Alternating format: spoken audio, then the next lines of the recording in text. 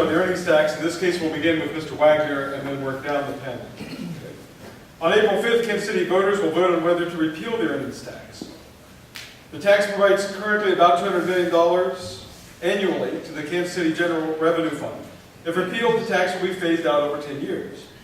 What do you recommend the voters should do? If the voters vote to recommend to cut the tax, how will you prioritize budget cuts to deal with the consequences?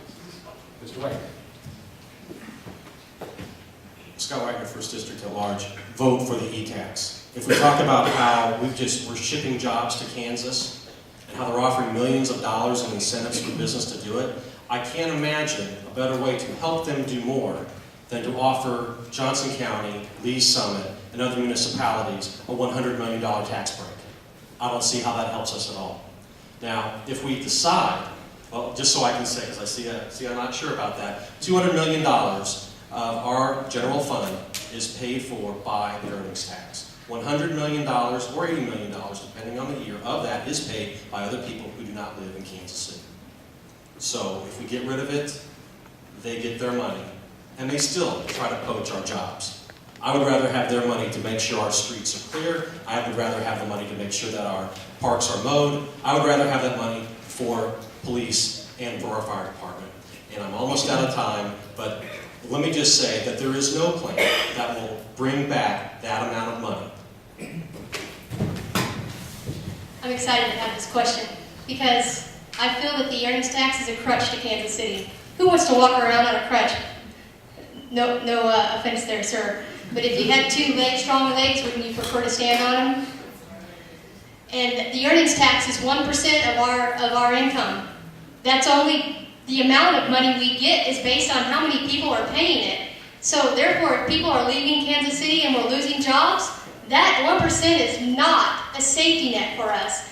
We as a city and as leaders need to be held accountable, and we need to make wiser decisions. No one in this room will say to me, Dana, it cannot be done better. I say it can be done better, and I look forward to the opportunity to do it better for our constituents. Anyone who stands up here and says it can't be done better, the sky is falling, don't vote for them. They don't deserve your vote. Vote for the person who has a positive outlook and who is saying, hey, I'm willing for the challenge and I'm stepping up. Thank you. I disagree about 100%. And why do I disagree? I think it's important that we take a good hard look at our city. Our city is the place where there are 12,000 abandoned housing units now. Our city is the place where we have a disproportionate share of poor people across the city.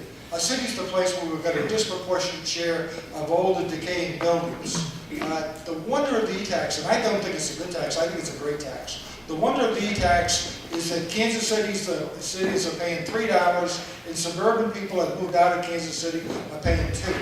Now, ask yourself in your own budget, if you lost $5 and got $3 back, would you applaud? No, you wouldn't. There has to be a way to finance city services. I'm not looking forward to reducing the police department, the fire department, and all other services if we lose $200 million. We can't afford to lose it. Vote for it. Thanks, Russ Johnson again. E-tax, a tax on my favorite people, the Johnson Countyans.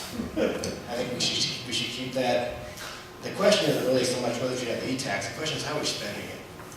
And I think other people are really concerned with the fact that tax exists. They're concerned about our fiscal health and our fiscal responsibility as a city.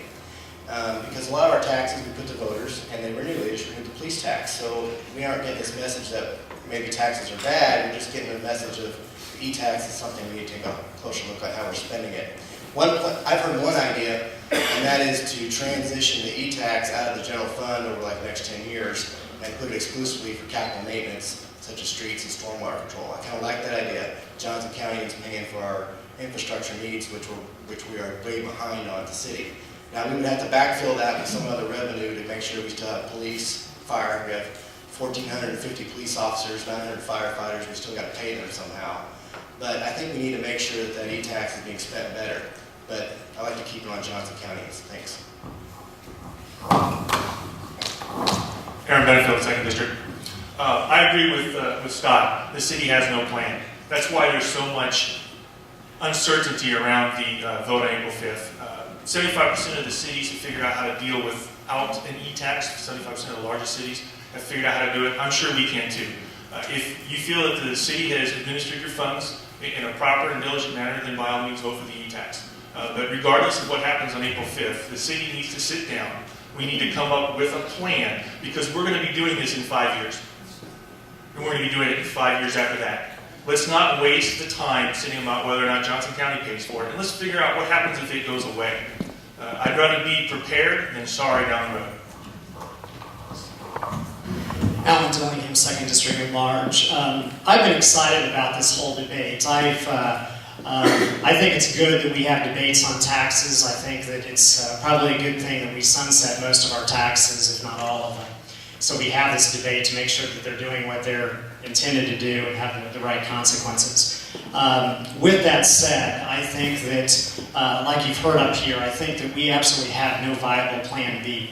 So I think it's critical for us to pass this thing, but knowing that, it gives us a little breathing room, which I think we are way, way overdue for doing a little look under the hood in Kansas City. We did this back in '05 with the state, but we have not had a blue ribbon commission or civic commission, whatever you want to call it, to really look at Kansas City, to look at all the departments, look at the agencies, look at our tax streams, our revenue, see how everything works there, and see how we can arrange some of that and make it better. So I was excited that we're having this discussion because we need something like that done. Thank you. Our next question, again, right out of the news and on a lot of people's mind. And I think for this question, we'll begin with Mr. Davis, then work with Mr. Wagner, and then back to you. What is your position on collective bargaining for city employees?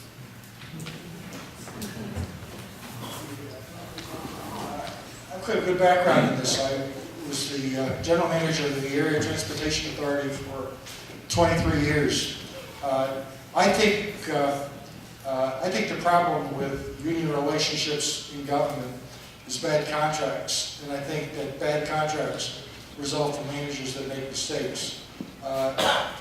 We worked for 23 years with the ATA, and I'm proud to say that when I went to work for ATA, I thought ATA was pretty inefficient. When I retired, I thought that we reduced that inefficiency considerably. Not as far as I wanted to go, but we reduced it.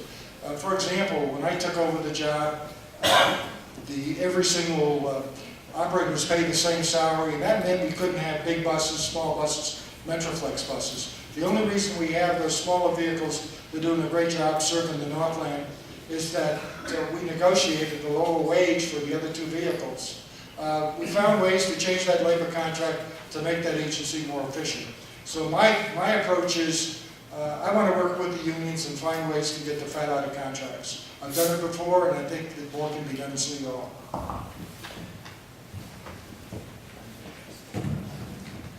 I think that it's important for every worker to have a voice. And I'd like to see every worker have the opportunity to stand up and voice that.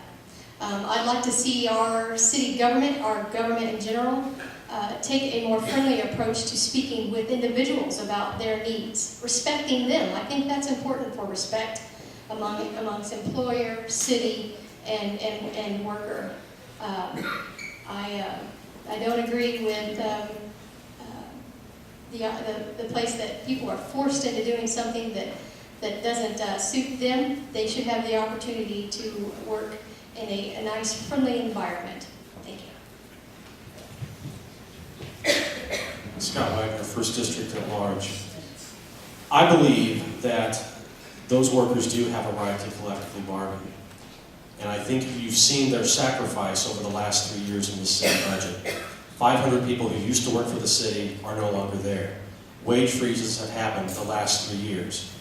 All of those things were agreed upon by those unions representing those public employees. There is the thought that if you're in the union, then you're against management, you're against everybody. But the fact remains that if you ask someone who speaks for you, and you are a worker, and you work for the city of Kansas City, you may want to say, well, your elected officials are the ones that speak for those workers. But the reality is that those unions that represent those workers speak for those workers. Our workers have sacrificed a lot. And this city has sacrificed $170 million in its budget to get where we are at today. I don't see any reason why we cannot have our public workers who have sacrificed to continue to be represented.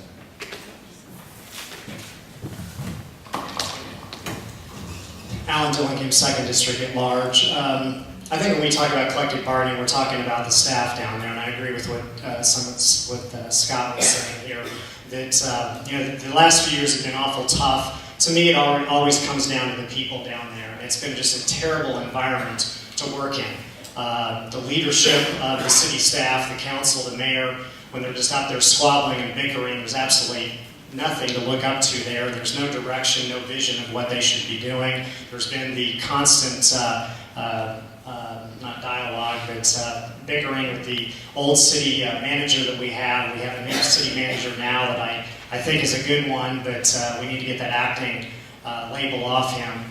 But I think that we need to create a better atmosphere down there. It's not about the collective bargaining, and it's not about the unions or anything. We just need a better environment down there for them to work on our behalf. Aaron Benefield, 2nd District. It's funny, I just came from the Park Hill NEA meeting, and they were talking about the very same thing, renegotiating their contract with the school district and the no bond issue that they're going to put on the April 5th ballot. I agree, we need to work with our unions in the city.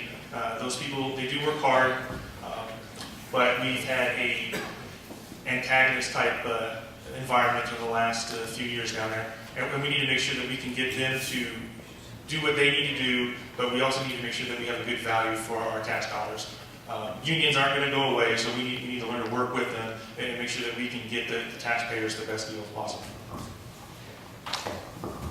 Thank you, Russ Johnson. I think that when you have 7,000 employees, employee morale is very important. And collective bargaining, when you have it in a labor management balance, you have a work environment where you don't have morale as a problem. Now, many of you lived here long enough to remember when we didn't get along with the firefighters very well in the city, probably about 30 years ago. We used to have a lot of sickouts, used to have a lot of absenteeism, we used to have a lot of strange fires that would occur in the city.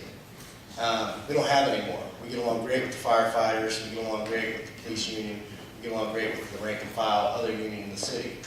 There has to always be a balance, but you don't want a hostile labor environment, or else at a city where you have 7,000 employees, or else city services will drastically suffer. And so you have to have positive labor management relations. We have those now. Yeah, there's always ways to improve them. Yeah, some things are out of balance that can be improved, but generally we need collective bargaining to help us have that kind of relationship. Thank you.